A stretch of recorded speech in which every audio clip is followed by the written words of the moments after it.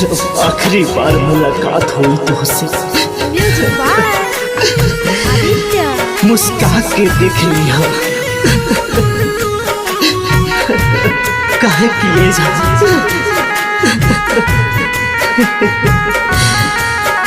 कहा पता कि अगला बेर हम कफन में मिलब। साथ जब छोड़े के रहे हो,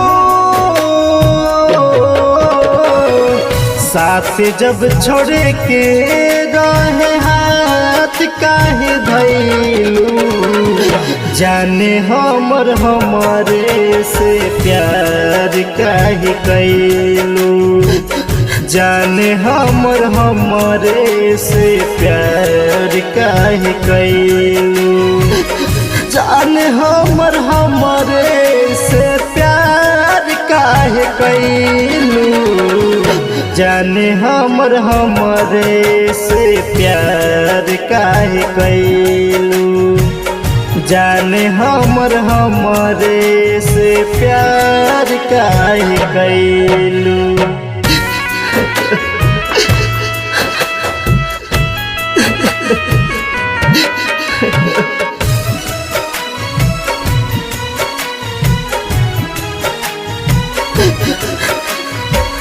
मिले खातिर आवत रहन सब काम छोड़ के, भइल का गलतिया कैलू हमारा के छोड़ के।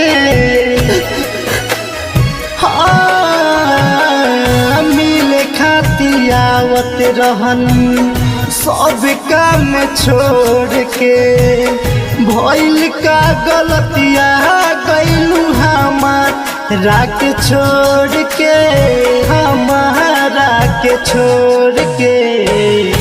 छोड़ब न साथ हो,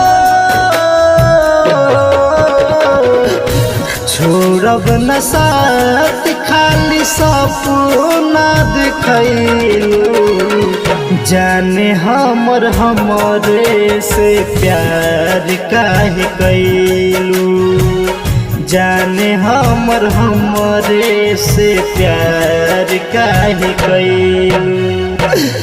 हर तन्हा रात में तोहर नाम याद आवेला, कभी सुबह तक कभी शाम याद आवेला, दिल तक कहेला कि कली दोबारा मोहब्बत, पहला मोहब्बत के अंजाम याद आवेला। रहिले अकेला तोहर याद बड़ी आवेला, बीतल समैया रानी बहुत सतावेला। रहिले अकेला तोहर याद बड़ी आवेला, बीतल समैया रानी बहुत सतावेला, बहुत सतावेला। रंजित दिनेश हो, संदीप दिनेश दिल लगैलू, जाने हमर हमारे से प्यार काहे कैलू, राने हमर हमारे से प्यार काहे कैलू। संदीप सा रिकॉर्डिंग स्टूडियो लखौड़ा।